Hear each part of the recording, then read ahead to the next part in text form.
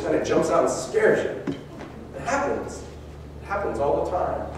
But your motive is to be a person of love, not to get the reward. Blessings like this come to spiritually minded people. I don't know how to say this in a nice way, in a gentle way, but there are naturally minded people. The Bible refers to them as natural minded or carnally minded, and there are spiritually minded people.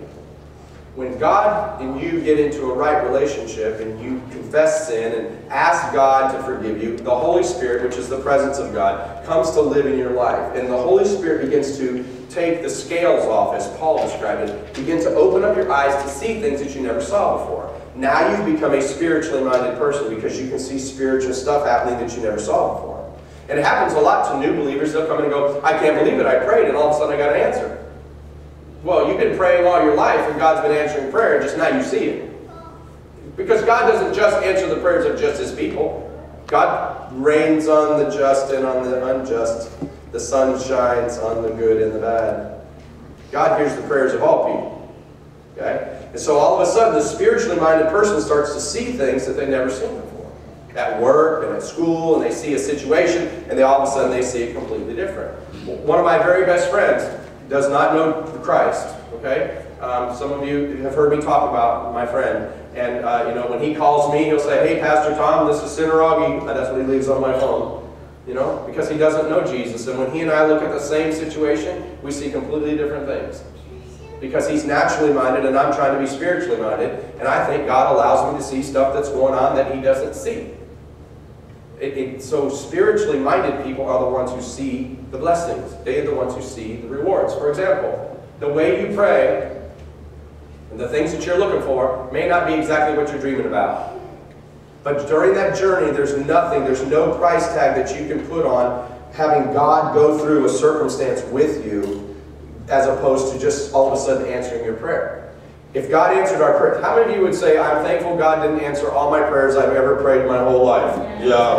Yeah, because you wouldn't be here. You'd be doing something else, right? Or you'd be with someone else, right? I didn't expect a rousing amen on that one, all right? But God doesn't always answer our prayers, and if we're not careful, we'll miss what He's really doing. And so God is up to stuff that we don't understand.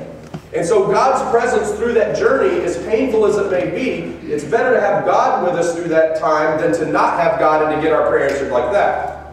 Some of you are aware of my friend. His name is Jerry Lewis. He pastors my home church in Kalamazoo, Michigan. This man is 52 years old and a month ago flew to Naples, Florida to go on an anniversary trip with his in-laws. And flew down on Thursday and on Friday had a seizure. And he's been in the hospital in ICU ever since. He's been on a ventilator. 2.5 weeks ago, his wife was told there's a 1 in a million chance your husband will survive, and if he does, he will be a vegetable the rest of his life. 52 years old. Okay, they put him on this ventilator. The guy can't talk. They induced a coma for 3 weeks. He's been completely out. They started to take him out of the coma. They had to call in a specialist from Salt Lake City to bring in a special ventilator and a special doctor to sit with this guy to run this thing the whole time.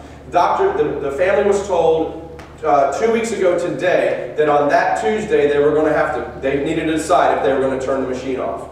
And they told the wife, they said, you just need to plan, this is probably what's going to happen because your husband is not going to make it. So they started to take him out of the coma, and the guy kept breathing.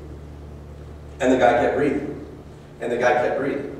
And this Thursday, not only did they take him off the ventilator, but Pastor Jerry came to consciousness and held his wife's hand and said to Lisa, I love you. Now my friends that are naturally minded, they're going to say, well, that's just good doctors. I'm here to tell you that's the great physician who is at work in the life of Jerry Lewis. And so it depends on how you want to see it. How did doctors get so smart? Because God gave them the ability. That's how. Sure, God can use a doctor and a ventilator to heal somebody. Sure, I believe that. But I also believe that when a doctor who's experienced tells you you've got a 1,000,001 chance to make it, that it's a miracle.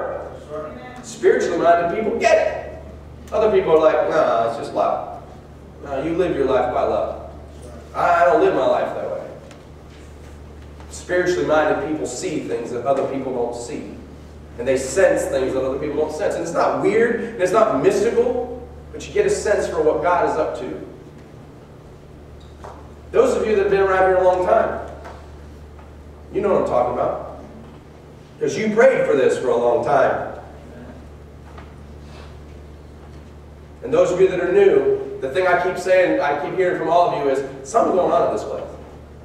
Something's going on. And if you could put on your little spiritual glasses right now, and you could see what was going on in this room, what you'd see is you'd see the Holy Spirit walking around up and down every aisle, just touching every one of you on the shoulder, just letting you know that you're loved, that you're cared for, and that you're home. That's what's going on. That's not whack. That's not like some bizarre TV preacher. No, I'm just telling you the truth. Man, I've walked this walk a long time. And the shepherd know, or the sheep know the shepherd's voice. And when he talks, the sheep, that's my dad. I know that one. And if you don't hear him, it's because you haven't had your eyes open yet. One of the things about being a believer, a follower of Jesus, is if you do something really well, you'll get to do more of it. Okay? In the church, we say, if you don't want anything to do in the church, let us give you an assignment and then just totally fail. Because we'll never ask you again. Okay? But we have some people that friends that are really, really good at what they do. I'll give you an example. Many of you know Helen. Everything Helen touches, it works. Helen, now Mobley, Mariano. She's a great organizer. She pulls things together. She pulls people together, and she gets things done. Those of you who've been around, am I telling the truth? Right? So what happens? We keep asking Helen to do more stuff. Why? Because she's good at it. See, this is the opposite of America. In America, work hard, be a success, retire when you're 67, and sit around, and play shuffleboard. Well, that doesn't even sound like fun. Full contact shuffleboard sounds like fun. But see, this is the opposite. God said, if you've been given a lot, I'm going to require a lot. So if I've given you a lot of gifts and talents that are good at leading and teaching and affecting the lives of people, I'm going to ask you to do more. The spiritually minded person gets this because they want to be involved. And to serve in the kingdom, not a friend, to serve in the kingdom is a privilege. It's a privilege. It's an honor to serve the King. A spiritually minded person always is given a vision as to where they're going. And it's an everyday process of growing closer to God. A spiritually minded person pursues God. I'm a pastor. This is my job. It's my job to be spiritual.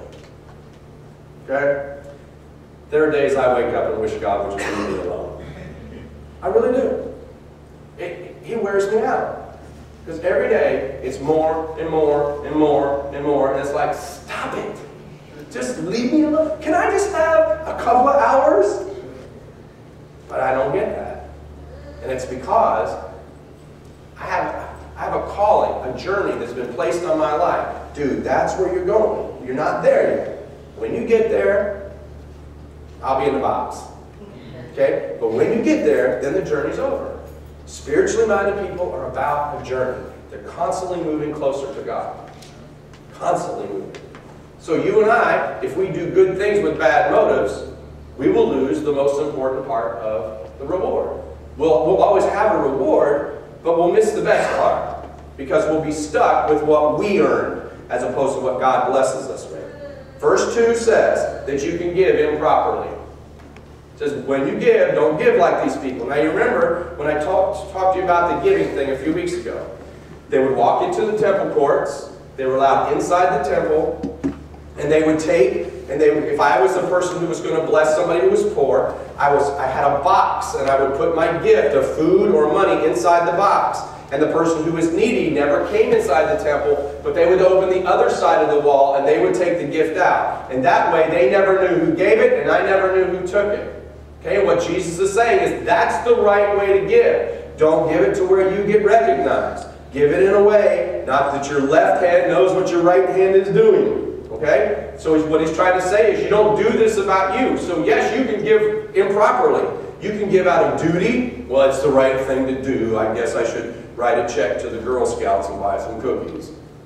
That's duty. Because you feel like, well, I just have to. Okay? You can do it for prestige. I'm going to donate and I'm going to name the new library after myself. You can give out of obligation. I have to.